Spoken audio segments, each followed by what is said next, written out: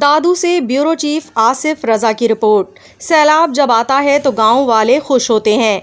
CM Sindh Murad Ali Shah, जबकि काफ़ी तादाद में लोग अपनी मदद आप के तहत खुद को सहारा दे रहे। एक तरफ सीएम मुराद अली शाह कह रहे हैं कि खुश होते हैं।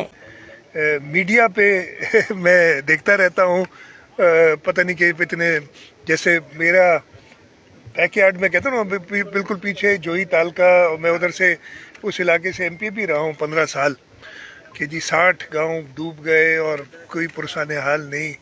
मैं आज उधर भी जाऊंगा, वहाँ पे लोग जनरली, इसलिए कि ये बरसाती नाले जब बह के आते हैं तो गांवों का रास्ता कट जाता है मेन रोडों से, मेन शहरों से, और ये कोई अभी की बात नहीं, हमेशा से है, और वो जनरली खुश होते हैं इस चीज़ पे।